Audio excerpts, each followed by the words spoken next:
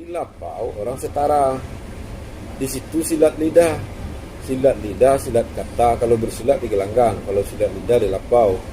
Silat lidah itu dilatih dari hari ke hari. Kosa katanya muncul, tamsil-tamsilannya muncul.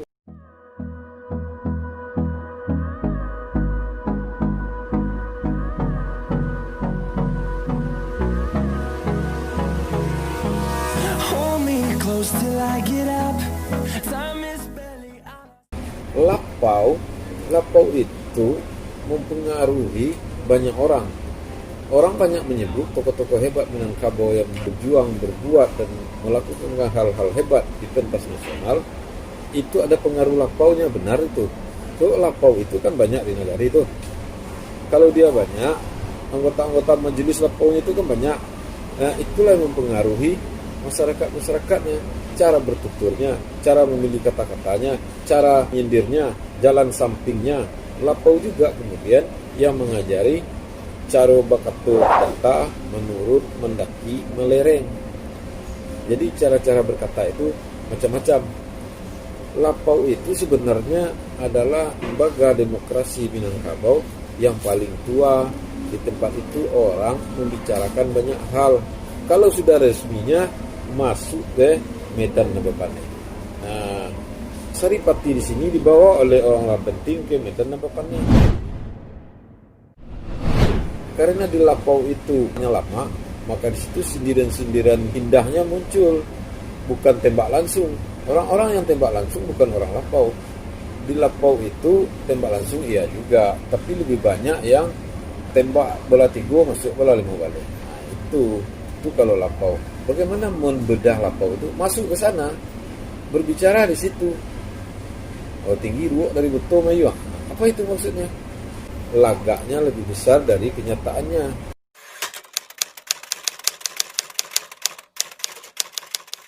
Bedanya rumah makan jual nasi, Lapau enggak. Itu beda Lapau dengan rumah makan. Kalau nasi tempat makan, ada orang jual nasi. Kalau Lapau enggak, Lapau jual kopi, jual teh, goreng pisang, soda susu, kopi susu, kopi talua. Enggak ada air putih. Nak ada orang minta air putih saja lah. Nak ada tu dah yang ke Lapau. Kalau nak ada putih jangan duduk Lapau membenar. Lapau itu orang yang punya uang. Memang kedai nasi itu tempat jual nasi, tapi ada satu meja biasanya yang berfungsi untuk otak. Di Minangkabau ini juga ada bufet Siano. Untuk itu juga satu meja.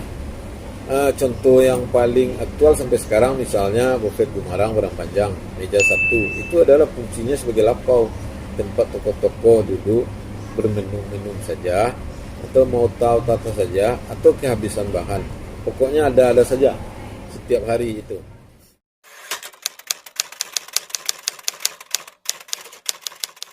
Ada meja tempat orang mau tahu saja.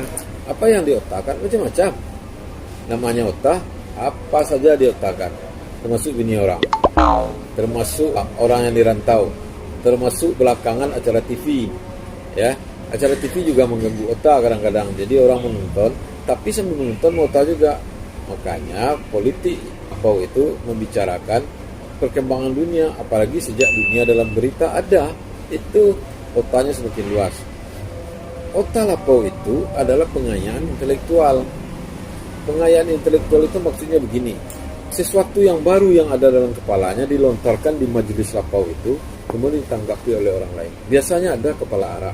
Kapaluara itu adalah orang yang memancing otak-otak baru di Lapau tersebut.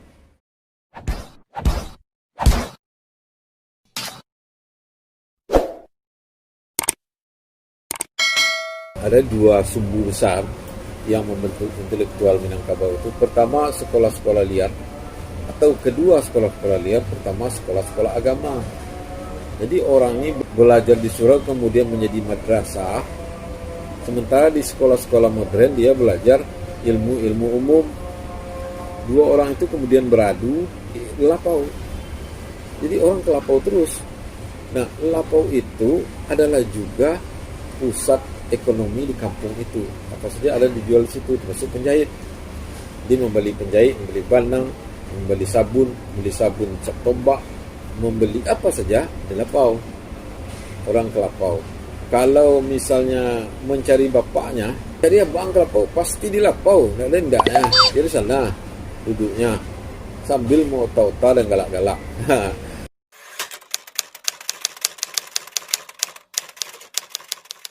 Pelajaran adat itu di Lapau juga. Uang lin cari mandi kepencuran menyusuh saya di dalam do semanduang masuk saya tidak jale de ang cipik menjantan tidak jale de ang adat do sumando kalau sedang mandi awak jangan masuk lu. Nah kalau ada yang membuat seperti itu habis itu di Lapau, lalu besok dia tidak akan seperti itu lagi.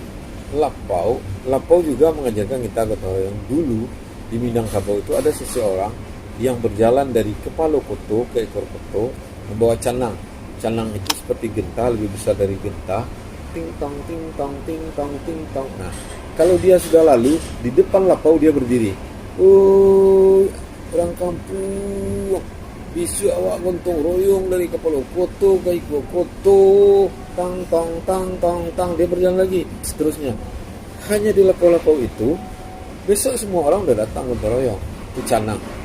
Jadi pengumuman diberikan di Lapau, tidak ditulis. Pengumuman atau maklumat tidak seperti itu. Yang maklumat ada hanya di masjid. Berikut ekonomi. Lapau itu adalah pusat-pusat ekonomi di sebuah nagari. Di situ orang boleh berhutang. Karena dia berhutang boleh dia mencari. Kalau tak dibayar-bayar hutangnya dia tak bisa lagi ke Lapau. Itu memalukan. Lapau itu juga tempat berhutang, tempat demokrasi, tempat mengumumkan, tempat menolong juga. Misalnya begini. Sedang kita lama mota, masuk ke Menakan, membeli kopi atau gula, disuruh ibunya. Lalu nampak oleh mamaknya sedang mota, bawa saya lebih tiga tuh.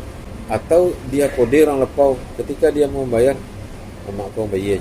Atau orang Lapau yang megara, ke Menakan diberian saya belanja kau. Mamak tak lalu ke Menakan. Akhirnya mamaknya mengecek pihak pulang salah, mak bayar.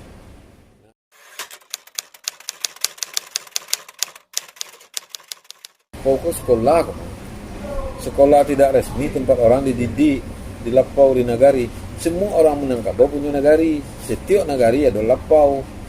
Semua orang Minang itu yang hebat-hebat itu, misal Sahrir, Tan Malaka, Haji Agus Salim, Hamka, Natsir, As'ad, Muhammad Hatta, semua ada kontribusi Lapau, baik yang dia petik dari Lapau maupun buah tangan yang dibawa oleh orang dari Lapau kepada dirinya. Ada. Apa itu kontribusi tadi? Kontribusi kan buah saleh dari demokrasi Minangkabau itu adalah yang diagian ke orang lain. Jadi kita hidupkan dalam komunal nagari. Komunal nagari itu sebuah kejadian dengan cepat bisa menyebar di nagari dari mulut ke mulut, lebih cepat dari zaman sekarang dari WA ke WA. Nah, otak-otak Lapau itu bukan otaknya yang disampaikan kepada anak-anak muda, tetapi bagaimana mengolah pikiran itu nanti kecian ke anak-anak dan dia tiru. Jadi kematangan berpikir seseorang di Minangkabau selain dibentuk di surau, di madrasah, di sekolah, juga di Lapau. Atau di Lapau, di sekolah, juga di madrasah dan di masyarakat umumnya. Semua ini satu. Jadi bagaimana memilih kata-kata itu sumbangan Lapau sangat kuat. Para tokoh bangsa itu ada yang ke Lapau, ada yang tidak. Yang tidak menerima warisan dari orang yang ke Lapau. Yang ke Lapau dia menerima langsung. Itu karena hampir tidak ada orang Minang yang tinggal di Minangkabau yang tidak ke Lapau. Yang pria, yang mota di Lapau.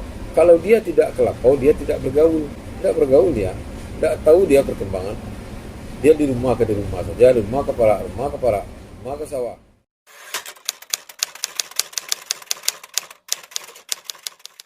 Surau, Lapau, dan rantau. Orang Minang kan disuruh merantau. Kalau merantau orang Minang semua, siapa yang di kampung? Itu satu. Pergi Karatau, Madang di Ulu, Babua, Babungo, Balun, dan seterusnya itu. Kalau semua pria Minangkabau merantau, siapa yang mengolah sawah? Itu satu. Dan satu pai, tidak ada yang tinggal. Nyabai rumah gadang awak, kawan. Pacar awak, nyabai kawan, nyabai bini. Tidak semua orang laki-laki Minangkabau yang pergi merantau. Memang ada gium Karatau Madang dulu benar. Itu sebuah motivasi agar pergi merantau. Tapi tak semua orang Minang pergi merantau. Yang tidak pergi merantau juga tak semua ke Lapau. Jadi tidak semua pula Kelapau, semua laki-laki Minangkabau pada pagi hari seluruhnya Kelapau, enggak juga. Ada orang Minang yang tidak mau pergi merantau. Pertama karena dia punya lahan sawah dan kebun di kampung. Kedua, ibunya tinggal sendiri. Ketiga, dia malas pergi merantau. Keempat, dia sudah pergi merantau dan sekarang dia pulang. Kelima, dia tidak mau pergi merantau karena dia nyaman hidup di kampung. Keenam, tidak mau pergi merantau karena akalnya tertumbuh. Ketujuh, dia tidak mau pergi merantau karena dia lihat yang merantau juga tidak berhasil betul di kampungnya. Kedelapan, dia tidak mau pergi merantau karena tidak ada mentor. Bisa seperti itu. Banyak sebab orang Minang tidak merantau, tetapi mayoritas merantau. Nah, yang tidak merantau pria Minangkabau ini di kampung. Nyekamen segala orang di kampung, termasuk memelihara anak kemenakannya, mengintai anak kemenakan orang, menjaga parik-paga, siapa yang diketuakan, siapa yang jadi wali negari, siapa yang jadi datuk. Datuk sekarang banyak merantau. Siapa yang jadi pemain bola kampung, yang ke jadi garin siapa, yang ke tukang Bilal siapa, yang azan siapa. Jadi tidak semua. Ini kan kurva normal ini. Dibanding daerah-daerah lain, sebagian besar daerah lain orang Minang banyak merantau, dan sekarang yang merantau itu banyak pula perempuan. Seperti itu. Tapi rantau ini panjang pula ceritanya, sepanjang terlibat. Dek panjang bajilo-jilo itu, maka akan dibahas rantau di episode berikutnya setelah kapal berlayar dari Teluk Bayo. Terima kasih.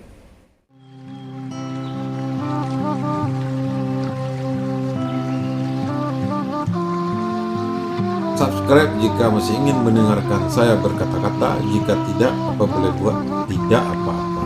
Yang penting hati dan riak adalah obat.